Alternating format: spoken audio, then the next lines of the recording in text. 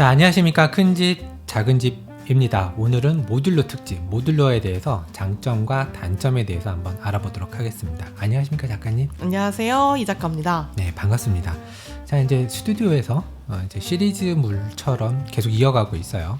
자, 오늘 이제 모듈러에 대해서 관심이 좀 많으신 것 같아요. 그리고 호불호가 좀 많이 갈리시는 것 같아요. 그래서 한번 준비를 해봤습니다. 모듈러 주택은 일반적인 주택과는 다른 형태의 주택이에요. 어떤 면에서 본다 그러면 건축하는 그 방법 자체가 아주 그냥 다른 그런 형태라고 볼 수 있죠. 그래서 오늘 모듈러에 대한 이제 장점과 단점, 그 다음에 공법들, 뭐 이런 것들 이제 한번 짚어보는 시간 갖도록 하겠습니다. 네, 그럼 모듈러란 뭘까요? 모듈이라는 말 아시죠? 하나의 이제 부분으로 되어 있다. 모듈화 되어 있다. 그 자동차 부품을 예를 들면은 이제 어느 정도 조립한 거를 이제 우리 속된 카센터 말로 아세이라고 그러잖아요. 아세이 맞아요. 부품. 그러니까 나사 하나하나도 다 살 수는 있지만 엔진이면 엔진 아세이, 미션이면 미션 아세이 뭐 이런 식으로.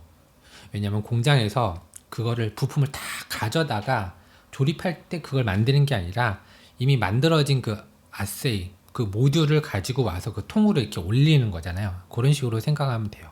그래서 집을 한 부분씩 만들어서 현장에서 이렇게 갖다 얹혀놓는 그런 방법인 거죠. 그래서 모듈은 최소 한 개부터 시작을 해요.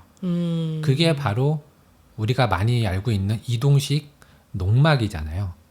예, 농막은 이제 이 컨테이너 박스처럼 그 한 박스가 이제 최초의 하나의 모듈이 되는 거고, 우리가 운송수단으로 이동할 수 있는 그 최소한의 크기로 만든 그 하나의 모듈, 이렇게 생각하시면 됩니다. 그 이제 운송비도 마찬가지인데 좀 더 큰 모듈은 아시죠? 그 저상 트레일러, 그걸로 해야지 돼요.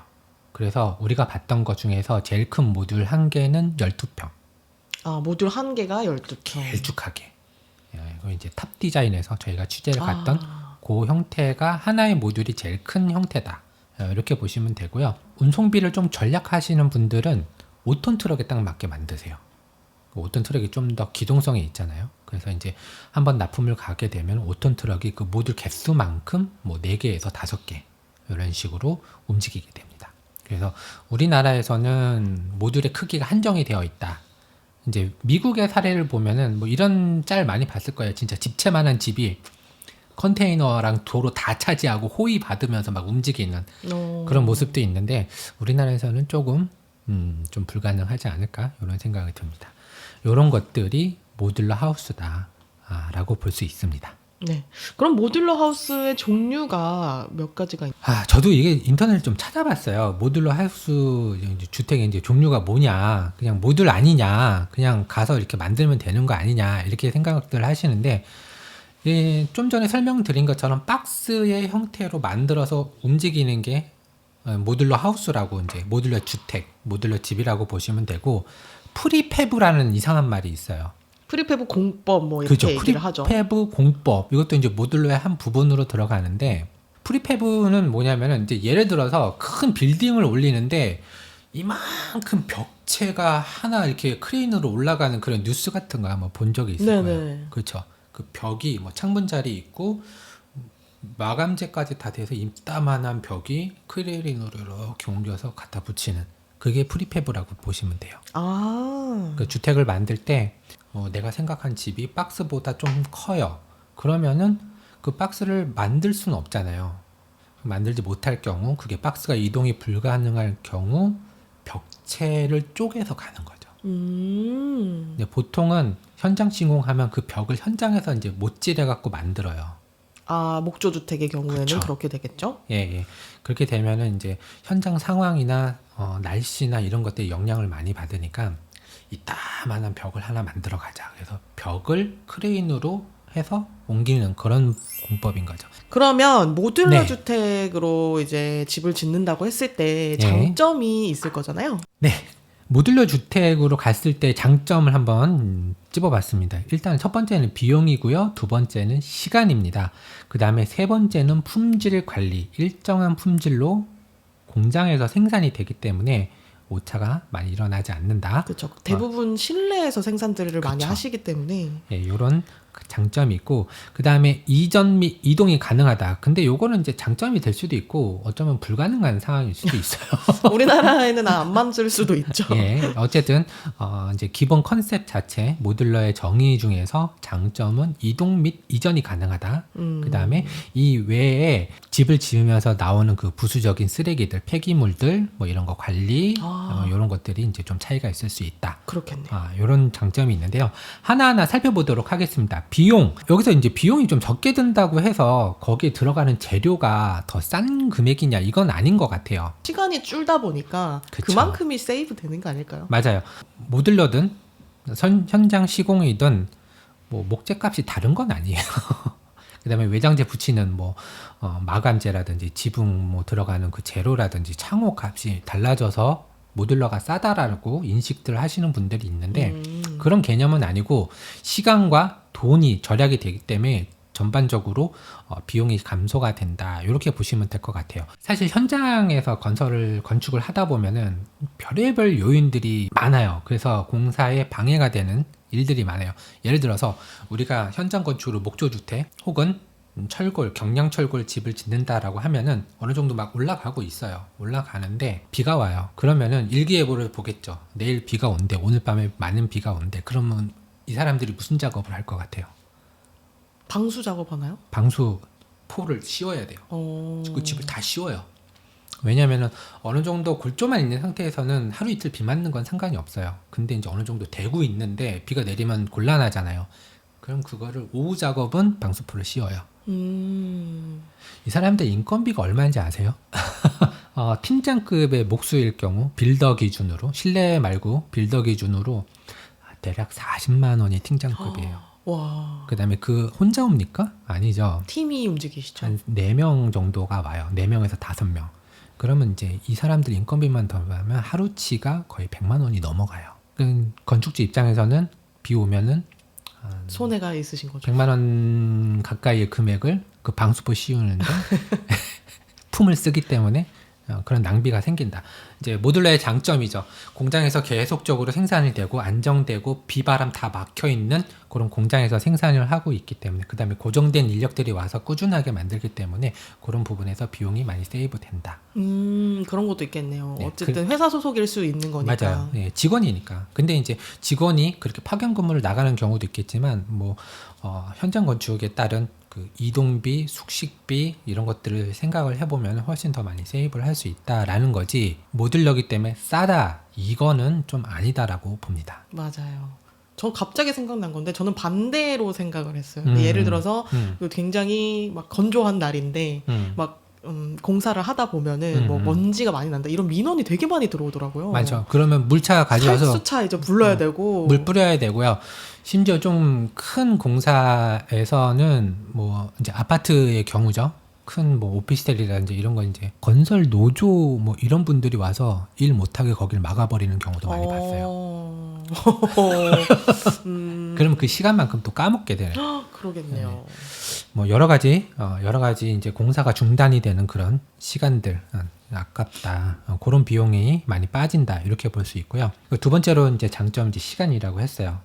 그런 시간들, 쓸데없이 허비되는 시간들이 없기 때문에 제 시간에 완성이 가능하다.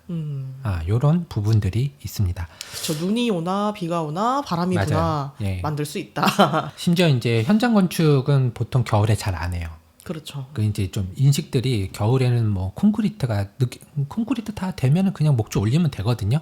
근데 이제 겨울에는 이제 잘 하기 싫어하는, 왜냐하면은 밖에서 추운 데서 일을 하시기 때문에 효율이 안 나요. 그 다음에 너무 더운 날 또 일을 하시게 되면은 지쳐서 효율이 안 나요. 이런 것들을 따져 보시면은 시간이 결국 돈이다. 이런 부분에서 세이브 많이 할 수 있다. 이렇게 생각해 볼 수 있습니다. 자, 세 번째로 이제 품질 관리예요. 현장 시공을 뭐 선호한다라는 사람들의 입장과 모듈러를 선호하는 사람들의 입장은 다르겠지만, 어쨌든 제가 볼 때는, 저는 이제 건축의 경험이 있기 때문에 저희 집을 져봤잖아요. 날씨, 그 다음에 현장, 그 팀의 구성에 따라서 품질이 달라요. 그렇죠. 같은 시공사가 저희 주변에 한 6채를 졌는데 약간씩 달라요. 그런 걸 보면은 이제 공장에서 계속 꾸준하게 같은 사람이 만들기 때문에 품질 같은 것들은 어느 정도 보장이 된다. 일정하다. 일정하고 그 다음에 치수 재는 오차 범위도 좀 줄어든다. 그럴 수 있겠네요. 예, 예. 아무래도 외부적인 영향도 별로 없고 그렇죠. 하다 예. 보니까. 그 이외에는 이제 뭐 폐기물 문제인데 뭐 정말 집 한 채 지면은 산더미가 나와요. 그것도 다 돈 주고 이제 돈 주고 버려야지 돼요. 버려야 되는 거죠. 이제 공장에서 이제 스스로 알아서 처리를 하고 물론 이제 생산 단가의 그런 비용, 잡자재, 뭐 부자재, 그 다음에 이제 쓰레기 처리 비용까지 다 포함이 된 거겠지만 이런 거에 대한 부담이 없다. 그러니까 결론적으로 얘기해주면 모듈러의 장점은 현장 시공에서 발생될 수 있는 추가 비용에 대한 부담이 없다라는 거죠. 그렇죠. 추가 비용 아니면 좀 예상하지 못한 그런 일들에 대한 그런 방어가 가능하다. 그렇죠. 그런 것들이 모듈러의 장점이라고 볼 수 있을 것 같습니다. 자, 네. 모듈러도 장점이 있으면 또 단점도 있겠죠. 단점이 있죠. 없을까요? 자, 1번 커스터마이징 문제입니다. 이게 커스터마이징이 조금 한계가 있어요. 왜냐하면 이제 박스 형태로 지어야 모듈이다 모듈이다 보니 조금 이제 나만의 개성을 살린 어떤 좀 드라마틱한 디자인을 원한다 그러면 그거 안 돼요. 이렇게 될 수도 있는 거죠. 조금 정형화될 수밖에 없죠. 예, 맞아요.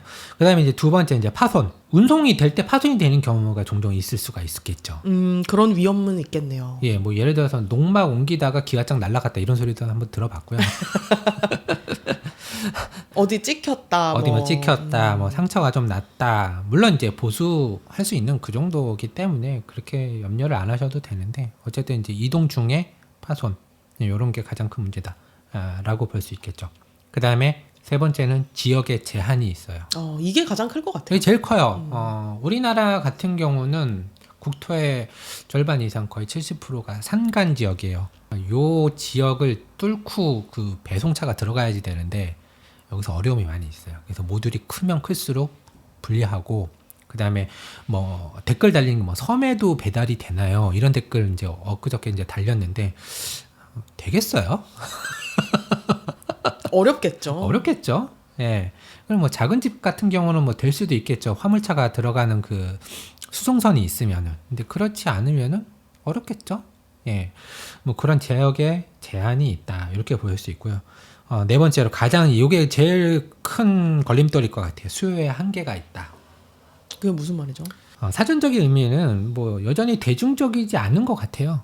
예, 댓글 달리면 이제 굳이 모듈러 회사의 집이 마음에 드는데도 불구하고 댓글에 현장 시공 가능한가요?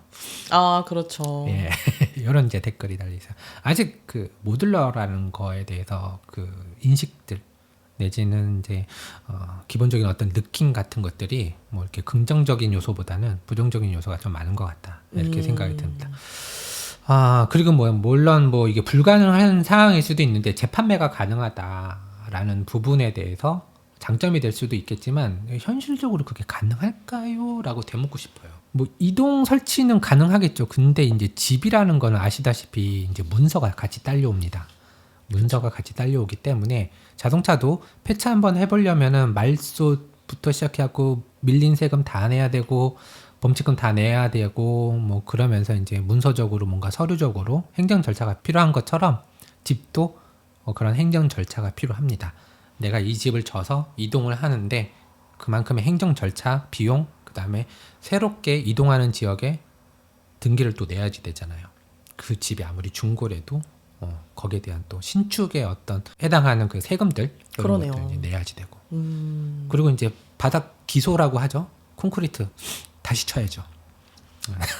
현실적으로 조금 불가능하다고 보고요. 이동성이네요. 네. 그러니까 한번 이제 처음에 지을 때는 이동을 하겠지만 이제 한번 지어지면은 더 이상의 이동은 사실상 예를 들면 농막 같은 거는 좀 이동이 가능할 거라고 생각해요. 그건 워낙에 이제 네, 이동을 그렇죠. 하려고 간단한 만든 신고 거니까. 절차만 있으면 이제 갖다 세울 수 있으니까 농막 정도는 되지 않을까 이런 생각을 좀 해봤습니다. 하나 더 이야기할 게 우리나라의 최초의 모듈러 주택은 성냥갑을 여러 개 쌓은 듯한 모양으로 청담동에 2012년에 포스코가 지은 요 집이 1번 타자였습니다. 이게 모듈러가 처음에 이제 미국에서 이제 시작이 된 걸로 알고 있어요. 미국에서 땅덩어리가 넓고 이동을 해야지 되는 거리도 많고 그 외진 곳까지 인부들을 다 보내갖고 집을 짓는 게 너무 비효율적이니까 공장에서 만들어서 거기서 나머지 30% 나머지 20%의 작업을 하자.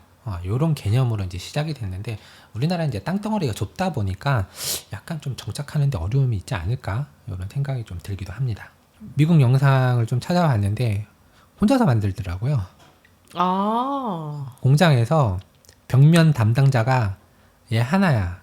오. 그래서 혼자서 뚝딱뚝딱 해서 하는데 자동화 설비가 많이 돼 있어요. 자동화 설비가 되게 완벽하게 돼 있나 보네요. 기계가 한 반은 만들어요. 그 사람이 이제 거기서 보조 역할 정도 하는 그 정도 수준이라서 이게 이제 수요가 많지 않으면 이게 이제 불가능하잖아요. 그렇죠. 수요가 많아야 그렇게 시스템도 갖출 수 있는 거예요. 예, 우리나라에도 이렇게 이제 비슷하게 공장에서 패널 라이징을 하시는 분들이 종종 있으시기는 한데 아직은 그 규모 면에서는 좀 못 따라가는 게 아닌가 하는 생각이 좀 듭니다. 그리고 개인적인 생각인데요. 현장 시공보다는 모듈러가 앞으로 좀 더 답이지 않을까 이런 생각은 좀 많이 해봤어요. 사실 뭐 앞으로 모듈러 주택 쪽이 기대가 되기는 해요. 네, 맞아요. 예. 왜냐면은 인건비가 천정부지로 치솟고 있고요. TMI이긴 한데 건축주랑 시공사랑 가장 트러블이 많은 게 비용 문제예요.